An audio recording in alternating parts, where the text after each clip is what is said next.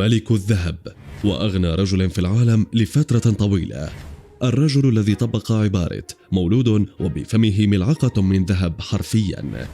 ثروته تفوق الخيال، أسطول من السيارات والطائرات المطلية بالذهب، ومزرعته تفوق مساحتها مساحة الدولة التي يحكمها. حسن بلقية أو سلطان بروناي، السلطان الذي أذهلت حياته العالم. مولود بملعقة من ذهب، اسمه الحاج حسن البلقية معز الدين ودولة. ولد في 15 من يوليو 1946، ويعد سلطان بروناي 29. وحسن البلقية هو الابن البكر للسلطان سير الحاج عمر علي سيف الدين. تلقى تعليمه بشكل خاص، والتحق بعد ذلك بمعهد فيكتوريا في كوالالمبور بماليزيا، ثم التحق بالأكاديمية العسكرية الملكية في ساندهيرست بإنجلترا. عام 1961 عينه السير عمر وليا للعهد، وبعد 6 سنوات تنازل السير عمر عن الحكم ليصبح حسن البلقية سلطانا، وذلك في 5 من أكتوبر 1967. ثم توج السلطان رسميا في 1 من أغسطس 1968. وعلى مدار العقد التالي ظل والده يدير السلطة بالخفاء وحكم من خلف العرش حتى وفاة والدته عام 1979، والتي أثرت كثيرا في والد السلطان المتنحي، فانسحب نهائيا من الشؤون العامة ليتولى السلطان الدور المهيمن في إدارة بروناي. وقد أقام علاقات جيدة مع دول العالم، وقام برحلات متكررة شملت جميع أنحاء البلاد، كما عرف باهتمامه برعاياه وحرصه على كسب محبتهم ودعمهم، فكان يقوم بجولات متعددة داخل البلاد لكسب ودهم، وكذلك للترويج لنفسه كحاكم، تحسبا لمرحلة جديدة كان يخطط لها بعد استقلال سلطنته عن بريطانيا. فبدأ في إنشاء بيروقراطية محلية. أيضا استبدل المغتربين البريطانيين في الخدمة المدنية بأشخاص بروناويين وقمع الفساد. وبعد استقلال بروناي عام 1984 نصب السلطان حسن نفسه رئيسا للوزراء، وأطلق تسمية ملكية المالاي المسلمة، ونصب نفسه مدافعا عن الدين الإسلامي، كما رئيس وزارتي الدفاع والمالية وقيادة القوات المسلحة، إضافة إلى كونه أدميرالا شرفيا في الأسطول الملكي. حياة ملكية بامتياز. تلقى حسن البلقية تعليمه في أرقى الجامعات في ماليزيا وبريطانيا، وقد تزوج السلطان 4 مرات. زوجته الأولى هي الملكة صالحة التي أنجب منها ولي عهده الأمير المهتدي بالله البلقية. أما زوجته الثانية فلا تظهر كثيرا ولا توجد معلومات كثيرة عنها. أيضا كان السلطان بروناي متزوجا من الملكة مريم، لكنهما انفصلا عام 2003 بعد فضيحة كبيرة جرد السلطان بسببها زوجته من كل ألقابها بعد 21 سنة زواج أنجبت له خلالها 4 أبناء. لكن بعد حادثة سرقة كبيرة حدثت بالقصر اتهمت فيها الملكة حارستها الشخصية، تبين خلال التحقيقات أن الملكة اتفقت مع تلك الحارسة على سرقة المجوهرات وبيعها لتسديد ديون تراكمت عليها من المقامرة في الكازينوهات بلندن. ورغم أن كلام الخادمة لم يثبت، إلا أن السلطان طلق زوجته البالغة من العمر 53 عاما آنذاك، وتزوج من أزريناز مظهر حكيم عام 2005، والتي كانت تصغره ب32 عاما، وهي مذيعة تلفزيون ماليزية سابقة. أقام العريسان حفلا خاصا في كوالالمبور اقتصر على أفراد أسرة العروسين والأقارب والأصدقاء المقربين للعروسين. كذلك فإن لدى سلطان بروناي 5 أبناء ذكور و6 إناث، وهو يعيش في أكبر قصر في العالم الذي يطلق عليه أستانة نور الإيمان. ثروة خيالية.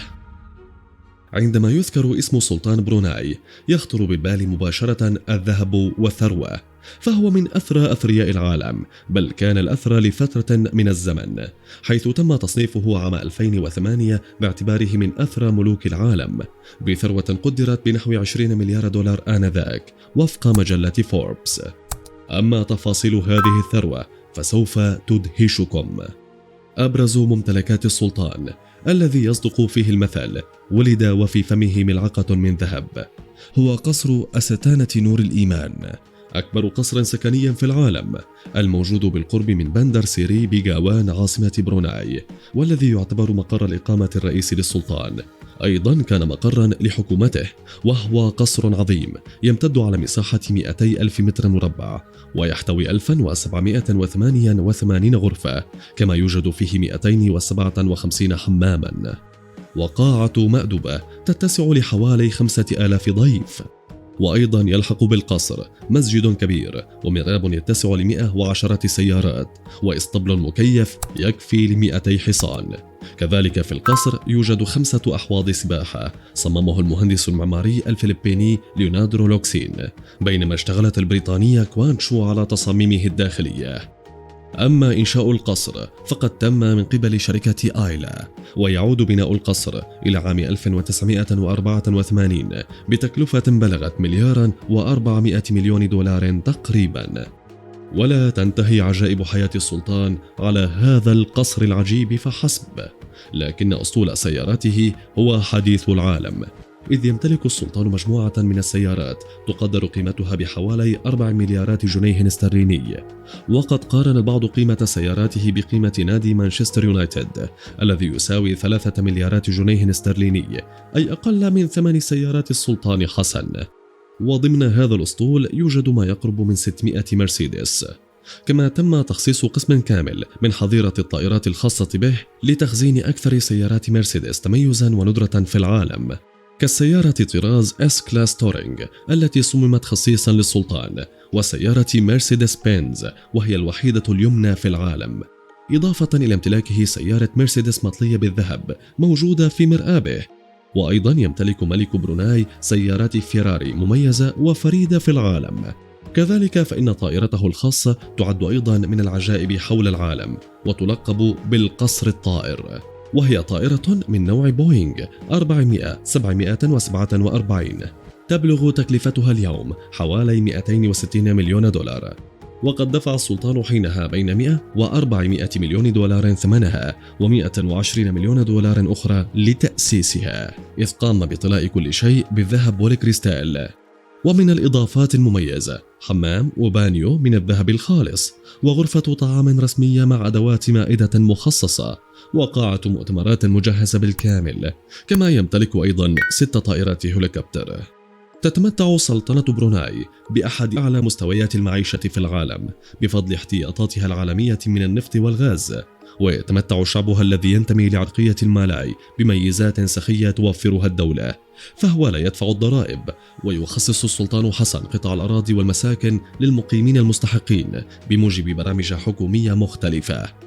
ومنذ عام 1988 كانت بروناي محمية بريطانية، وهي ولاية المالاي الوحيدة التي اختارت الاستمرار تحت الحماية البريطانية، ولم تنضم إلى الفيدرالية التي تحولت إلى ماليزيا عام 1963 حتى حصلت على استقلالها عام 1984.